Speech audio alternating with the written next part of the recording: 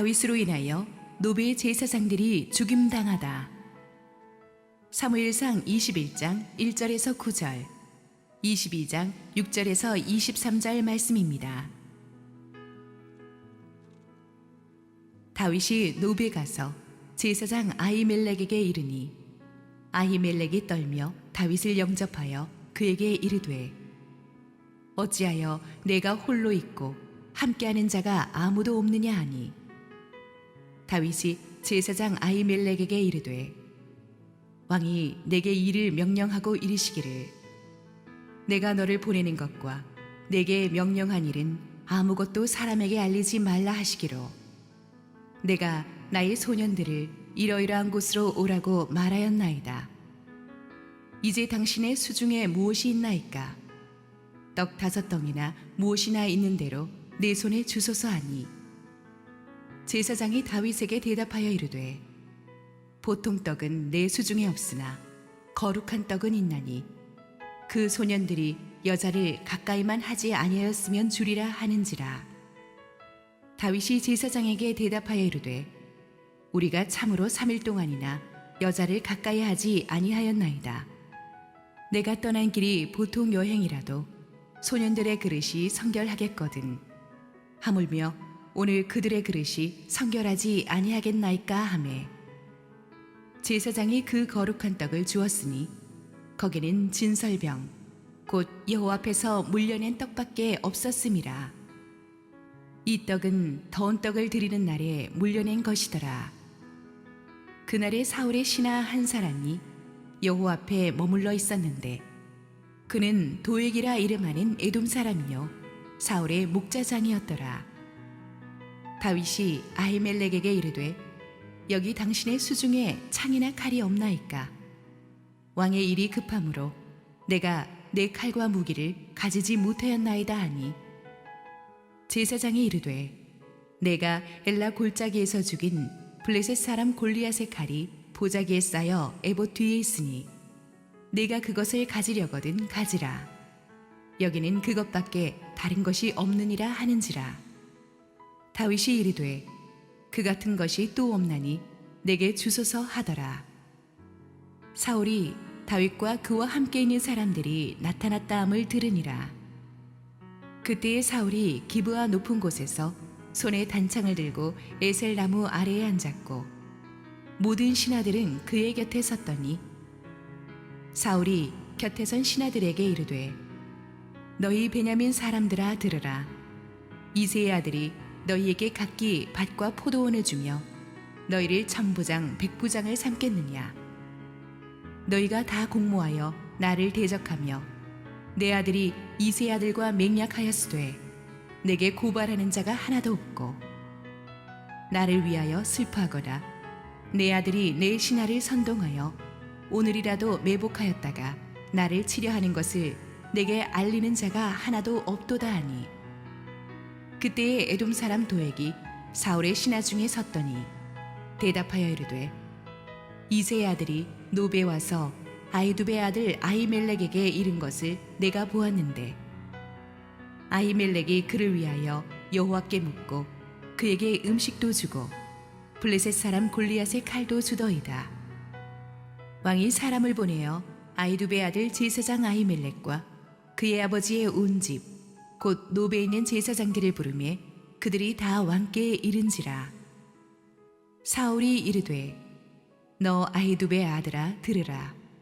대답하되 내 주여 내가 여기 있나이다. 사울이 그에게 이르되 내가 어찌하여 이새의 아들과 공모하여 나를 대적하여 그에게 떡과 칼을 주고 그를 위하여 하나님께 물어서 그에게 오늘이라도 매복하였다가 나를 치게 하려 하였느냐 하니 아히멜렉이 왕에게 대답하여 이르되 왕의 모든 신하 중에 다윗같이 충실한 자가 누구인지요. 그는 왕의 사위도 되고 왕의 호위대장도 되고 왕실에서 존귀한 자가 아니니이까. 내가 그를 위하여 하나님께 물은 것이 오늘이 처음이니이까 결단코 아니니이다. 원하건대 왕은 종과 종의 아비의 온 집에 아무것도 돌리지 마옵소서. 왕의 종은 이 모든 크고 작은 일에 관하여 아는 것이 없나이다 하니라. 왕이 이르되 아히멜레가 네가 반드시 죽을 것이요 너와 내 아비의 온 집도 그러하리라 하고 왕이 좌우의 호위병에게 이르되 돌아가서 여호와의 제사장들을 죽이라. 그들도 다윗과 합력하였고 또 그들이 다윗이 도망한 것을 알고도 내게 알리지 아니하였음이니라 하나. 왕의 신하들이 손을 들어 여호와의 제사장들 죽이기를 싫어한지라. 왕이 도액에게 이르되 너는 돌아가서 제사장들을 죽이라 하매 에돔 사람 도액이 돌아가서 제사장들을 쳐서 그날에 세마포 에봇 입은 자 85명을 죽였고 제사장들의 성읍 노베 남녀와 아이들과 젖먹는 자들과 소와 나귀와 양을 칼로 쳤더라. 아히두베의 아들 아히멜렉의 아들 중 하나가 피하였으니 그의 이름은 아비아달이라. 그가 도망하여 다윗에게로 가서 사울이 여호와의 제사장들 죽인 일을 다윗에게 알리매 다윗이 아비아달에게 이르되 그날에 에돔 사람 도액이 거기 있기로 그가 반드시 사울에게 말할 줄 내가 알았노라. 내 아버지 집에 모든 사람 죽은 것이 나의 탓이로다. 두려워하지 말고 내게 있으라. 내 생명을 찾는 자가 내 생명도 찾는 자니 내가 나와 함께 있으면 안전하리라 하니라. 할렐루야. 우리 하나님께 감사와 영광의 박수 올려드리겠습니다. 여러분 지금 실시간 온라인 생방송으로 동참하고 계신 우리 국내의 모든 우리 성도님들에게 하나님의 은혜와 축복과 기름 부으심이 넘치도록 임하기를 원합니다. 우리 함께 기도하시고 하나님 말씀 보겠습니다. 사랑하는 아버지, 은혜를 감사합니다. 세상은 너무나 혼돈스럽고 불안하고 두렵기만 합니다만은 오직 주님의 임재 안에 우리가 엎드려 기도하고 예배할 때 모든 세상 시름을 잊고 주님 앞에 충만해질 수 있습니다. 오늘도 말씀하시옵고 부족한 종은 온전히 주님의 은혜의 휘장 뒤에 감춰 주시옵소서. 예수님 이름으로 기도했습니다. 아멘. 지난주에 우리는 다윗과 요나단 두 친구의 가슴 아픈 이별을 함께 묵상했었습니다. 자, 그렇게 친구 요나단의 도움으로 무사히 탈출하는 데 성공했지만 다윗은 당장 이 넓은 천지에 사울 왕의 추격대를 피해서 어디로 가야 할까 생각하니까 막막했을 거예요. 그런데 다윗이 딱 목적지를 정합니다. 1절 읽습니다. 다윗이 노베 가서 제사장 아히멜렉에게 이르니 아히멜렉이 떨며 다윗을 영접하여 그에게 이르되 어찌하여 네가 홀로 있고 함께하는 자가 아무도 없느냐 하니. 다윗이 택한 목적지는 예루살렘 북방 4km 정도 되는 곳에 있는 노비라는 곳이었습니다. 노브는 제사장의 도시입니다. 하나님의 성소가 있는 곳입니다. 하나님의 성소 안에는 말씀의 언약궤가 놓여 있었습니다. 아히멜렉을 비롯한 하나님께 예배하는 제사장들과 그들의 가족들이 가득한 곳이 바로 노비였습니다. 도망자 다윗이 처음으로 선택한 목적지가 노비라는 것은 큰 영적인 의미가 있습니다. 지금 다윗은 인생이 가장 높은 곳에서 가장 낮은 곳으로 추락했습니다. 모든 사람의 칭송을 받던 장군의 자리에서 이제 반역자로 몰려 도망치게 되었습니다. 젊은 나이에 갑자기 인생의 차가운 겨울이 몰아닥쳤습니다. 그래서 이 광야의 시즌 초입에 다윗은 많이 놀라고 속이 상했을 것입니다. 보통 사람 같으면 넋이 나가서 절망하고 포기해버렸을 텐데 다윗이 그 힘든 상황에서 노브로 가장 먼저 달려왔습니다. 하나님의 성소가 있는 곳입니다. 제사장들이 있는 곳입니다. 하나님의 임재가 있는 곳, 예배하는 곳이었습니다. 우리의 인생이 갑자기 추락했을 때 가장 먼저 달려가는 곳은 우리가 평소 가장 인생의 우선순위를 두고 있던 곳이에요. 우리의 마음이 가장 평소 가 있는 곳, 그곳이 우리가 위기 상황에서 달려오는 피난처가 될 것입니다. 다윗의 피난처는 하나님이었습니다. 그는 예배 자리로 달려갔습니다. 어찌됐든 그 하나님의 성소에 가서 기도하고 하나님의 사람들과 대화하면서 자기의 인생의 다음 스텝을 어디로 가야 할 것인지 주님의 인도하심을 받기를 원했던 것입니다. 여러분의 인생도 갑자기 광야로 추락했을 때, 힘들고 어려워졌을 때 가장 먼저 예배의 자리로 달려가시길 바라고 하나님의 임재 앞으로 달려가시기를 바랍니다. 1절을 보니까 다윗을 맞이한 노베 제사장 아히멜렉은 떨면서 다윗을 영접했다고 되어 있습니다. 여기서 떨었다는 히브리어는 두려워하고 불안해했다는 뜻입니다. 왜냐하면 이 아히멜렉이 다윗을 보니까 너무나 그 행색이 초라해졌어요. 다윗은 이 나라 최고의 장군입니다. 그런데 이 너무나 초라한 행색으로 이렇게 피곤하고 지친 모습으로 나타나는 걸 보니까 뭔가 사연이 있는 게 분명하단 말이에요. 아히멜렉은 아직 사울의 수배령이 떨어진 걸 모르고 있어요. 그렇지만 다윗과 사울 사이가 조금 안 좋다는 소문은 암암리에 듣고 있었는데 특히 다윗이 호위하는 병사 한 명 없이 홀로 왔다는 사실이 마음에 걸렸습니다. 혹시 사울 왕에게 미움을 사서 쫓겨있고 있는 건 아닐까? 그러면 수배령이 떨어진 이 정치범을 돕다가 나도 해를 받는 건 아닐까? 그런 생각을 했을 수도 있습니다. 아히멜렉이 자신을 의심에 찬 눈으로 지켜보는 것을 본 다윗은 먼저 선수를 쳤습니다. 2절 읽습니다. 다윗이 제사장 아히멜렉에게 이르되 왕이 내게 이를 명령하고 이르시기를 내가 너를 보내는 것과 네게 명령한 일은 아무것도 사람에게 알리지 말라 하시기로 내가 나의 소년들을 이러이러한 곳으로 오라고 말하였나이다. 이 다윗은 자기가 이런 초라한 몰골로 있는 것은 사울 왕의 밀명을 받아서 비밀 미션을 수행하기 때문이라고 거짓말을 합니다. 그래서 자신의 부하들과는 지정된 장소에서 따로 만나기로 했다고 또 둘러댑니다. 다윗이 이런 거짓말을 한 것은 아히멜렉에게 사실대로 말했다가는 사울 왕의 보복을 두려워해서 자기를 도와주지 않을 수도 있었기 때문이고 좀 더 심하면 자기를 신고할 수도 있잖아요. 그래서 잠시 거짓말로 상황을 모면하려 한 것인데 다윗의 이 거짓말로 인해서 이 아히멜렉과 제사장들은 나중에 아주 끔찍한 사울 왕의 보복을 당하게 되죠. 우리가 아무리 상황이 궁핍해도요 하나님의 사람이 이렇게 거짓말로 상황을 빠져나가려고 하면 안 됩니다. 나중에 우리가 생각지도 못한 큰 피해를 다른 사람에게 끼칠 수가 있기 때문이죠. 이어서 다윗은 아히멜렉에게 먹을 것이 있으면 좀 달라고 말합니다. 요나단과 헤어지고 정신없이 도망쳐 오느라고 다윗은 끼니도 제대로 못 때우고 왔음이 분명합니다. 그러니까 장군의 체면이고 뭐고 좀 먹을 것 좀 달라고 부탁을 합니다. 4절 읽습니다. 제사장이 다윗에게 대답하여 이르되 보통 떡은 내 수중에 없으나 거룩한 떡은 있나니 그 소년들이 여자를 가까이만 하지 아니하였으면 주리라 하는지라. 자, 여기서 이 거룩한 떡은 이 진설병을 가리키는 것인데 그 성소의 상위에 그 6개씩 두 줄로 진열한 빵입니다. 안식일마다 새 빵으로 교체되었습니다. 다윗이 먹을 것 좀 달라고 요청했을 때 아히멜렉에게 보통 빵은 없었고 새로운 빵으로 교체된 뒤 수거한 이 빵들만 남아 있었어요. 그런데 이 빵은 율법에 따르면 아론과 그의 후손 제사장들만 먹을 수 있게 된 거예요.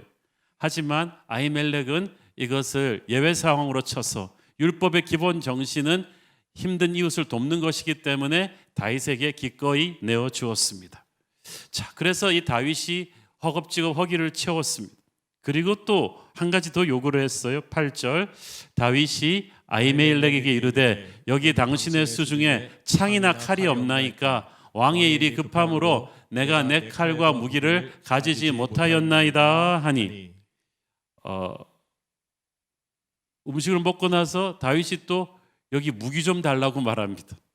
자기가 도망자라는 사실을 숨기고 왕의 비밀 미션을 수행하고 있다고 했기 때문에 거짓말에 또 다른 거짓말을 하게 된 거죠. 그런데 우물에서 숭늉 찾는 격이죠. 여기가 무기 창고도 아니고 하나님께 예배드리는 성소인데 여기서 어떻게 제사장에게 무기를 달라고 할 수가 있습니까? 알면서도 다윗이 지금 너무 다급합니다. 정신없이 도망쳐 오느라고 변변한 창칼 하나 가지고 있지 못한데 생각해 보니까 사울의 추격대가 덮치면은 자기 방어용 무기가 하나도 없는 것이 마음에 걸렸어요. 우리는 지금 그래서 이 극도의 불안감과 두려움에 떨고 있는 이 다윗의 궁핍한 심리 상태를 엿볼 수가 있습니다. 하나님의 성소가 있는 곳으로 왔는데도 자기를 지켜줄 인간적인 무기를 찾는 이 모습은 다윗의 평소에 그런 담대했던 모습이 아닌 거예요. 자, 그리고 이때 아히멜렉이 놀라운 대답을 합니다. 9절 읽습니다. 제사장이 이르되 네가 엘라 골짜기에서 죽인 블레셋 사람 골리앗의 칼이 보자기에 쌓여 에봇 뒤에 있으니 네가 그것을 가지려거든 가지라. 여기는 그것밖에 다른 것이 없느니라 하는지라. 다윗이 이르되 그 같은 것이 또 없나니 내게 주소서 하더라. 이 아히멜렉이 자기에게 무기가 있을 리는 없고 다만 골리앗의 칼이 여기에 보관되어 있다고 말합니다. 그러면서 이 말 표현이 재밌죠. 네가 엘라 골짜기에서 죽인 블레셋 사람 골리앗의 칼이다. 아히멜렉 제사장은 다윗을 보면서 다윗이 죽인 골리앗을 생각했습니다. 그 골리앗의 칼이 전리품으로 이곳에 보관되어 있다는 것을 생각해낸 거예요. 이 아히멜렉이 어떻게 그걸 생각해냈는지 우리는 알 수가 없습니다. 성령의 인도하심이었을까요? 골리앗의 칼, 이것은 한때 이스라엘 모든 병사들을 공포에 떨게 했던 무기였죠. 그런데 다윗이 하나님의 능력으로 이 골리앗을 죽인 뒤에 그 칼은 힘없이 땅에 떨어졌습니다. 다윗은 골리앗의 칼로 쓰러진 골리앗의 머리를 베었어요. 그 순간 이스라엘 병사들의 사기는 하늘 끝까지 치솟아 올랐고 반대로 막강한 블레셋의 사기는 땅에 떨어져서 그날 이스라엘은 큰 승리를 거두었습니다. 그래서 그 골리앗의 칼은 그 믿기 힘든 전설적인 승리의 상징으로서 하나님의 성소에 갖다 두었어요. 이 승리는 하나님이 주신 것이다. 마귀의 세력은 결코 하나님의 군대를 이기지 못한다는 승리의 상징으로 그 골리앗의 칼이 성소에 보관되어 있었던 거예요. 그 이야기를 들었을 때 다윗이 귀가 번쩍했습니다. 그보다 더 좋은 무기는 없죠. 그 칼을 주세요. 저는 어쩌면 이 제사장 아히멜렉의 말을 들으면서 다윗의 가슴 속에 뭔가 뜨거운 것이 솟구쳐 오르지 않았을까 하는 생각을 해봅니다. 그래, 골리앗의 칼. 그래, 내가 골리앗 킬러였지. 내가 이렇게 겁에 질려서 비참하게 도망다녀서는 안 되지. 하나님께서 나와 함께 하셨던 그 전설적인 승리의 전리품 골리앗의 칼, 나는 이제 그 골리앗의 칼을 손에 쥐고 다시 일어나야 돼. 하나님의 사람답게 싸워 나갈 거야 하면서 골리앗의 칼을 쥐었을 것입니다. 제사장 아히멜렉이 네가 죽인 골리앗의 칼이라고 말한 이유도 아마 성령께서 주신 표현이었을 거예요. 정신 차려 다윗, 너는 골리앗 킬러였어. 이렇게 비참하게 도망다닐 사람이 아니야.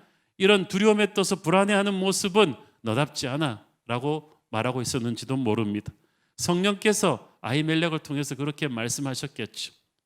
인생 최악의 공경에 처한 다윗은 자기 인생 최고의 순간이었던 골리앗과의 대결을 떠올리며 다시 용기를 낼 수 있었을 것입니다.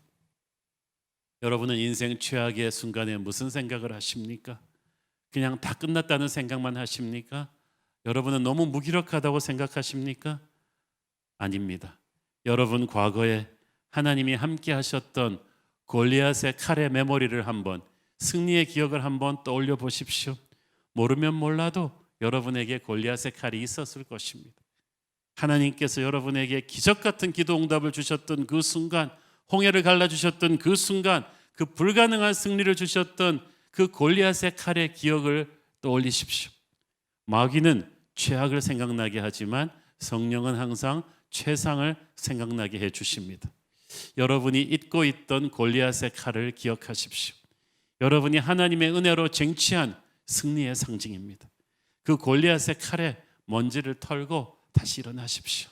여러분은 그렇게 절망하고 두려워하고 불안하고 원망하면서 포기하고 끝낼 존재가 아닌 것입니다. 자, 다 좋았는데 문제는 그날 거기에 사울의 스파이가 한 명 있어서 모든 것을 지켜보았다는 거예요. 7절 읽습니다. 그날에 사울의 신하 한 사람이 여호와 앞에 머물러 있었는데 그는 도액이라 이름하는 에돔 사람이요 사울의 목자장이었더라. 학자들은 그가 단순히 가축들을 관리하는 목자장 정도가 아니라 왕의 시위대 우두머리였다고 합니다. 이방인 에돔 사람이면서도 그 정도 사울의 신임을 받을 위치에 갔다면 이 도액은 보통 사람이 아니에요. 이 도액이라는 이름의 뜻은 불안입니다. 간사한 사람이란 뜻이에요. 이름값을 합니다. 그는 이 영악한 처세술로 사울의 사악한 스파이 노릇을 하죠. 이 도액이 여기서 모든 것을 목격했기 때문에 이 후환이 되죠. 자, 사무엘상 22장 1절을 보면 다윗이 그렇게 노습을 떠난 뒤에 그의 주변으로는 전국에서 사람들이 모여듭니다. 몇백 명이 넘는 큰 무리가 모여듭니다. 그러다 보니 다윗과 그 부하들의 존재가 사울의 귀에까지 알려지게 되었어요. 소문은 과장되기 마련이라서 사울은 다윗이 이제 혼자가 아니라 많은 무리들까지 거느리게 되었다는 사실에 굉장히 화가 났고 신경이 극도로 예민하게 곤두서게 되었습니다. 6절 읽습니다. 사울이 다윗과 그와 함께 있는 사람들이 나타났다 함을 들으니라. 그때 사울이 기브아 높은 곳에서 손에 단창을 들고 에셀나무 아래에 앉았고 모든 신하들은 그의 곁에 섰더니 사울이 자기 최측근 신하들을 소집해서 비상 강요 회의를 열었어요.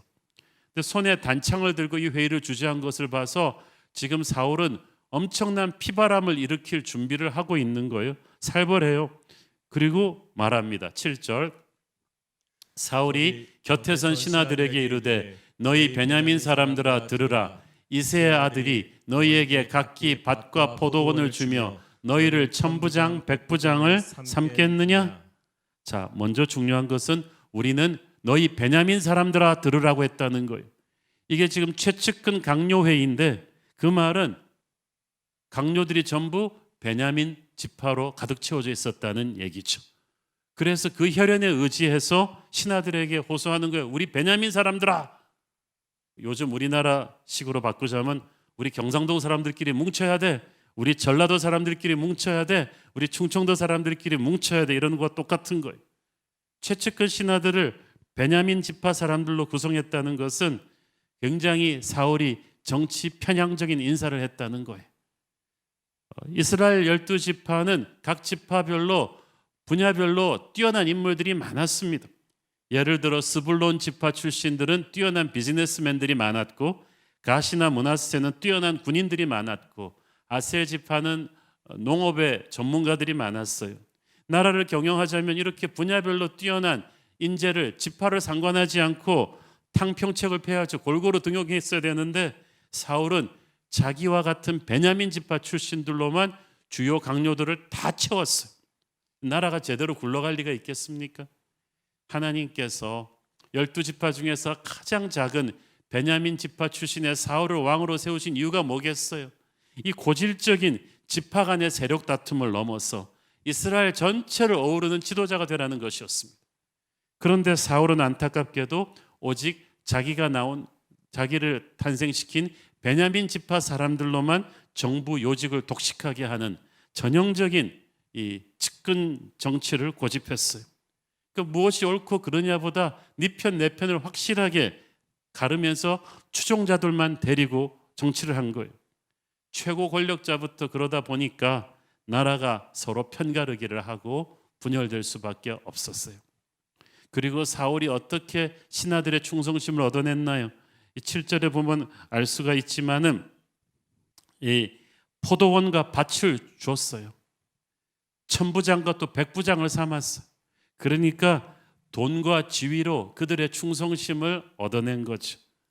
그러면서 다른 지파인 다윗이 만약에 왕이 되면 내가 너희들한테 해주는 것 같이 해주겠느냐 하면서 말하는 거예요. 정말 치사한 세상적인 리더십의 극치입니다. 돈과 벼슬로 얻어낸 이런 모래알 충성심을 어디다 쓰겠습니까? 다윗을 얼마나 지금 사울이 의식하고 있는지 알 수가 있죠.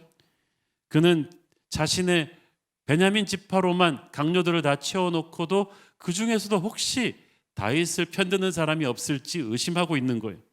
지금 자기에게는 온 나라의 군권이 쥐어져 있는데도 다윗은 얼마 되지 않은 추종자들과 함께 외롭게 도망가고 있는 신세인데도 다윗이 두려워요. 신하들 중에 혹시 다윗 편이 없는가 주시하고 있는 거예요.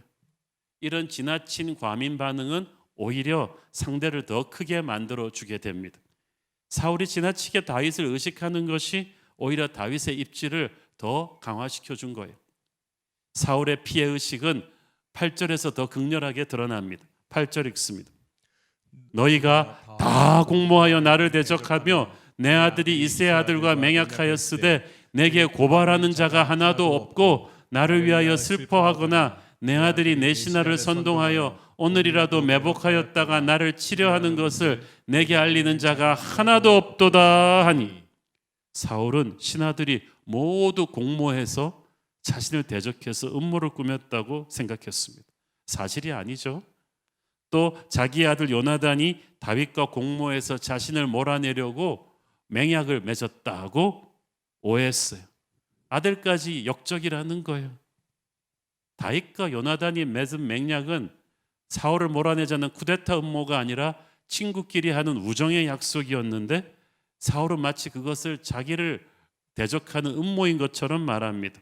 그리고 왜 그 이야기를 아무도 나에게 와서 고발하지 않느냐, 이런 나쁜 위정자일수록 나라를 자꾸 서로 고발하게 만들고 서로 편가르기를 하게 하죠.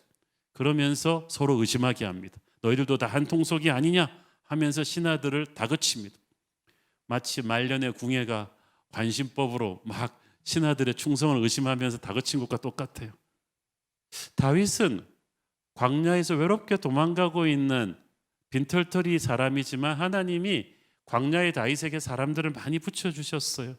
그들이 별 볼 일 없는 사람들 같아 보였지만 나중에 이스라엘 왕국의 훌륭한 기둥들이 되잖아요.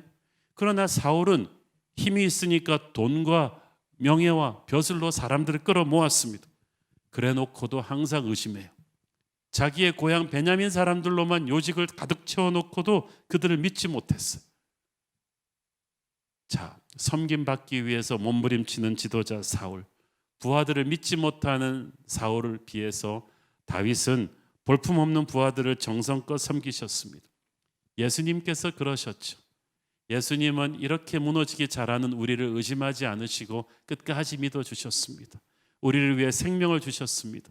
우리도 서로 믿으라고 하셨어요. 서로 사랑하라고 하셨어요. 주님의 몸된 교회는 그런 겸손과 사랑의 리더십으로 다스려야 돼요. 세상의 리더는 사울처럼 사악한 편가르기를 하고 자기 편만으로 요직을 채우는 그런 편향된 인사를 하고 백성들을 의심하고 대립하게 하는 살벌한 공포 정치를 하지만, 하나님의 사람은 그렇게 인간을 경영하면 안 되죠. 우리는 믿어줘야 되고요, 서로 사랑하게 만들어야 돼요.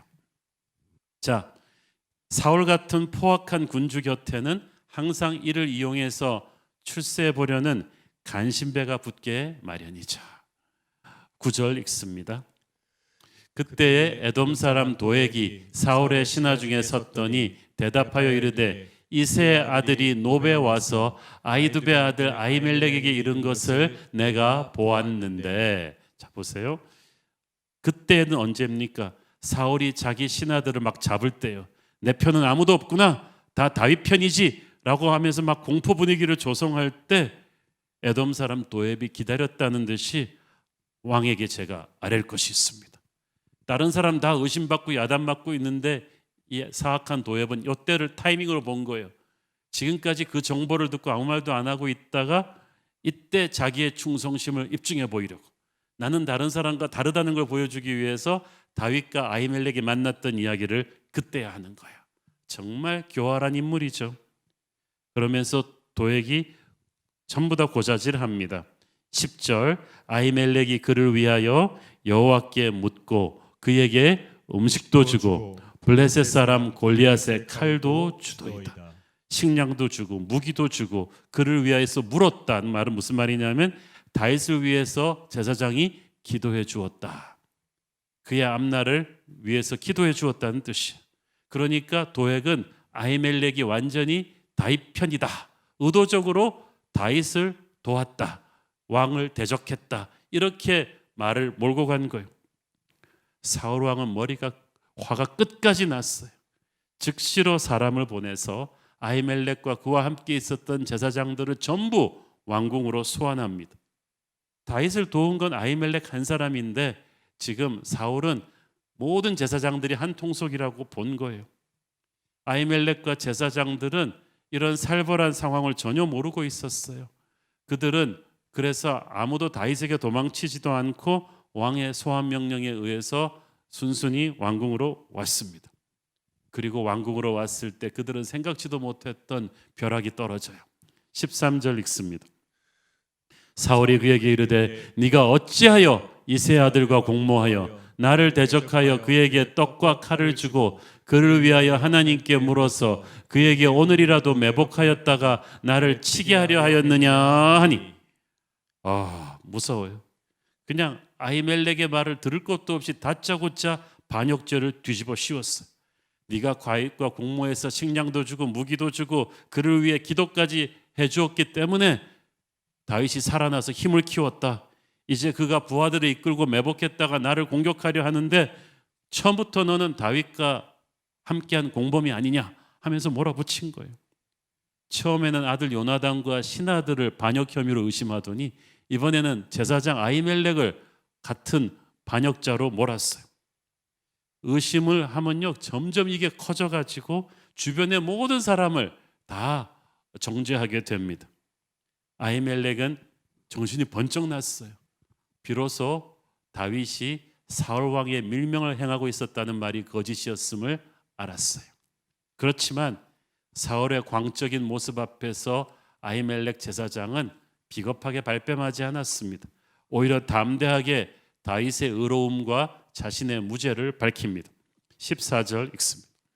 아히멜렉이 왕에게 대답하여 이르되 왕의 모든 신하 중에 다윗같이 충실한 자가 누구인지요? 그는 왕의 사위도 되고 왕의 호위대장도 되고 왕실에서 존귀한 자가 아니니까. 왕의 모든 신하 중에서 다윗 같은 충신이 어디 있습니까? 그는 왕의 사위, 왕의 호위대장, 왕실에서 존귀한 자. 그 말은 무슨 말이에요? 왕이 이 사람을 총애하지 않았습니까? 그에게 모든 것을 주지 않았습니까? 그를 인정하지 않았습니까? 내가 그를 위해서 하나님께 물은 것이 처음이 아닙니다. 당연하죠. 하나님의 제사장이 나라의 기둥 같은 장군이 출전할 때마다 그를 위해 기도해주고 축복했는데 새삼스럽게 그게 지금 무슨 문제가 되느냐는 거예요. 그리고 이 모든 크고 작은 일을 자기는 알지 못했다고 합니다. 그 말은 왕과 다윗 사이에 일어난 갈등과 다윗의 도피에 대해서 전혀 아는 것이 없었으니 우리는 무죄하다고 말합니다. 아히멜렉의 자기 변론은 하나도 거짓이 없었어요. 그렇지만 그 말이 사실이든 아니든 이미 상관이 없어요. 이미 사울은 정치재판이라는 게 그렇지 않아요? 결론을 이미 내놓고 구색을 갖추는 거기 때문에 사울은 이미 아히멜렉을 죽이기로 결심하고 있었습니다. 다윗에 대한 분노가 너무 커서 조금이라도 다윗을 도와준 사람은 의도적이든 아니든 가만두지 않겠다고 생각하고 있었어요. 그리고 끔찍한 명령을 내립니다. 17절 읽습니다. 왕이 좌우에 호위병에게 이르되 돌아가서 여호와의 제사장들을 죽이라. 그들도 다윗과 합력하였고 또 그들이 다윗이 도망간 것을 알고도 내게 알리지 아니하였음이니라 하나 왕의 신하들이 손을 들어 여호와의 제사장들 죽이기를 싫어한지라. 사울 왕이 얼마나 지금 이성을 잃고 있냐 보면요, 자기가 죽이고 있는 것이 여호와의 제사장들임을 알았음에도 거침이 없었다는 거예요. 그런데 오히려 신하들이 더 분별력이 있어서 나서지 않았어요. 하나님의 저주를 받을까 봐 두려웠던 거죠. 화가 난 왕은 옆에 있던 도액한테 그럼 네가 죽여라고 합니다. 도액은 이방인 에돔 사람이기 때문에 하나님을 두려워하지 않아요. 오히려 이때가 자기의 충성심을 인정받을 수 있는 찬스다 싶어서 칼을 들고 제사장들을 다 죽입니다. 85명을 그 자리에서 죽입니다. 그뿐이 아닙니다. 높 성읍 안에 있는 남녀노새 모두 죽이고 그도 모자라서 가축들까지 다 죽이는 끔찍한 만행을 그날 저지릅니다. 사울이 이렇게까지 잔인하게 한 것은 다시는 그 누구도 다윗을 도와서는 안 된다는 경고를 온 나라에 보내기 위함이었습니다. 사울의 만행은 너무나 잔인해서 할 말을 잃게 만듭니다. 우리가 죄에 물든 우리 인간들이요, 누군가를 믿어주고 사랑하는 것보다 오해하고 미워하는 일을 훨씬 더 잘합니다. 왜 사람을 그렇게 의심하고 미워하느냐고 물으면 그럴 만한 이유가 있다고 말하는데 그 이유 중에 대부분은 오해예요. 팩트가 아니에요. 그런데 상대방을 이해하지 않고 사랑하지 않으면 오해하고 의심하게 돼요. 누군가를 이해하려고 들면 그냥 사랑할 수 있어요. 그러나 의심하고 오해하려고 들면 끊임없이 미워하게 돼요. 오해는 또 다른 오해를 불러오고요. 나중에 걷잡을 수 없는 끔찍한 결과를 낳게 될 것입니다. 이것은 사람이 하는 것이 아니라 마귀가 더욱 불을 붙이는 거예요. 다윗에 대한 증오심으로 사울은 이성을 잃었어요. 그래서 그 충성스러운 하나님의 사람 아히멜렉도 다윗의 반역 음모에 연루되었다고 생각했습니다. 아히멜렉은 말합니다. 다윗같이 모든 백성들이 인정하는 왕의 충신이 와서 말하는데 누가 그를 믿지 않겠습니까? 하지만 아히멜렉의 말이 계속되면 계속될수록 사울은 점점 더 화가 났어요. 지금 사울의 마음은 팩트와 상상이 뒤범벅이 돼가지고 엉망이에요. 분별력을 잃었어요. 하나님의 영이 떠났기 때문에 마귀가 와서 그 마음속에 의심과 오해를 10배, 100배로 더 부추기고 있는 거예요. 색안경을 끼고 보면 모든 것이 검어 보이듯이 지금 사울에게는 미움의 안경을 끼고 있는 사울에게는 주변 모든 사람들이 적으로 보였어요. 다윗에 대한 믿음이 이제는 애꿎은 아히멜렉과 제사장들에게 옮겨가 버렸어요. 누군가를 향한 오해와 미움은요, 가만히 있지 않고요, 반드시 계속해서 새로운 희생양을 찾아갑니다. 그래서 점점 확장되죠. 이 오해와 미움에 사로잡힌 자는 자꾸 자기의 잘못된 생각을 합리화합니다. 내가 미워하는 사람을 나와 같이 미워하지 않으면 적으로 다 간주해버리죠. 그러므로 여러분 가슴 속에 누군가를 향한 오해와 미움이 있을 때 자꾸 그의 안 좋은 쪽으로만 의심이 될 때 그게 작은 불씨일 때 빨리 꺼버리기를 바랍니다. 그것은 하나님의 생각이 아니에요. 그것은 메이드 인 헬이에요. 지옥에서 온 거예요. 마귀가 불어넣는 생각이에요. 그걸 빨리 끄지 않으면 그 불이 자라서 수많은 사람들의 인생을 파괴해버릴 수 있거든요. 여러분 삶 속에서 크고 작은 오해와 미움의 씨앗들이 자라지 않도록 지금 예수님 앞에서 기도하지 않겠습니까? 성령님 사랑하는 마음을 주십시오. 그 사람을 오해하고 의심하지 않게 하여 주시옵소서. 그렇게 할 때 성령께서 마귀를 쫓아내시고 여러분 마음속에 있는 오해와 미움의 불씨를 꺼버릴 것입니다. 그래야 여러분 인생이 제대로 회복될 수 있어요. 사울이 그걸 못한 거예요. 이 끔찍한 대학살의 유일한 생존자가 한 명 있었으니 바로 아히멜렉의 아들 아비아달입니다. 그는 간신히 목숨을 건져 도망쳐서 다윗에게로 달려갔습니다. 그래서 그 앞에 통곡하고 엎드려 울면서 이 끔찍한 학살의 전말을 고했습니다. 소식을 들은 다윗은 탄식하죠. 22절 읽습니다. 다윗이 아비아달에게 이르되 그날에 에돔 사람 도액이 거기 있기로 그가 반드시 사울에게 말할 줄을 내가 알았노라. 네 아버지 집의 모든 사람 죽은 것이 나의 탓이로다. 나의 책임이다. 다윗은 그래도 회개가 확실한 사람이에요. 다윗은 자기가 아히멜렉에게 거짓말을 해서 그의 도움을 받았기 때문에 이 사단이 난 것을 알았습니다. 다윗이 도움을 받더라도 정직하게 자초지종을 말했더라면 아히멜렉은 사울의 소환에 불응하고 제사장들과 함께 도망쳐서 목숨을 구할 수 있었을지도 모릅니다. 그러나 다윗이 거짓말을 했기 때문에 사울 왕의 밀명을 받고 움직이고 있다고 거짓말을 했기 때문에 아히멜렉과 제사장들은 아무 의심도 없이 사울에게 갔다가 이 변을 당한 거거든요. 하나님의 사람 다윗의 인생에 있어서 이것은 잊을 수 없는 큰 실수입니다. 우리도 이런 실수할 때가 있어요. 인생이 다급하다 보면 살기 위해서 거짓말을 했는데 그래서 나는 살았는데 이로 인해서 다른 사람들에게 엄청난 피해가 갈 수도 있단 말이에요. 하나님은 진리의 영이신데 마귀는 거짓의 영이거든요. 그래서 하나님의 사람도 다급한 상황을 면하기 위해서 거짓을 말하면 진리를 타협하면 시험에 들어요.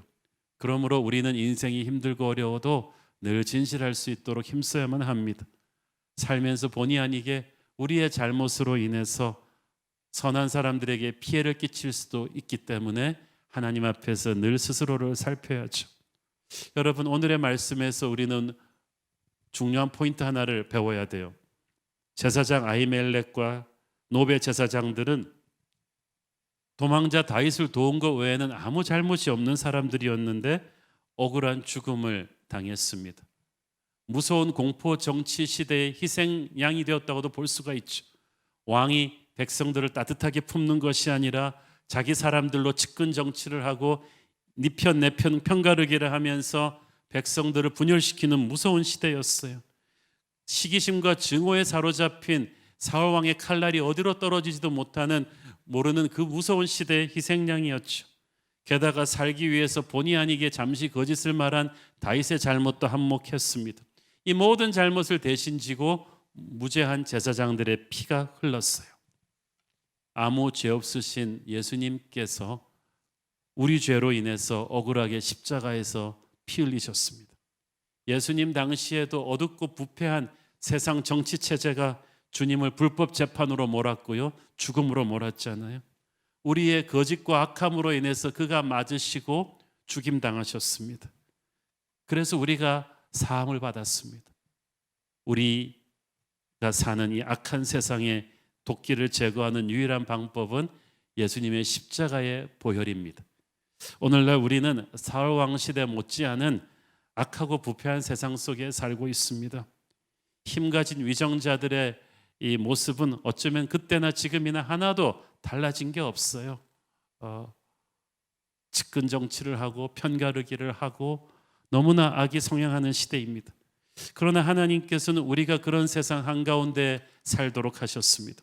이 세상의 악하고 부패한 비바람들을 맞아내면서 우리는 억울한 상처도 입고 눈물도 흘릴 거예요. 그럼에도 불구하고 하나님께서는 우리가 세상을 위해서 중보하기를 원하십니다. 이 세상을 위해서 우리가 중보하고 썩어지고 녹아질 때 우리를 통해서 주님의 보혈이 이 땅 곳곳에 흘러들어가서 이 땅을 치유할 줄로 믿습니다. 기도하는 저와 여러분, 예수님의 사람들이 이 세상의 유일한 소망이 될 줄로 믿습니다. 기도하겠습니다. 주님 은혜를 감사합니다. 예나 지금이나 너무나 힘들고 악하고 부패한 세상 한가운데 우리는 살고 있지만 우리는 주님의 십자가의 보혈을 이 땅에 흘려보내는 귀한 하나님의 도구가 될 줄로 믿습니다. 축복의 통로가 될 줄로 믿습니다. 주님, 우리를 통하여 이 민족을 치유하시옵소서. 예수님 이름으로 기도했습니다. 아멘.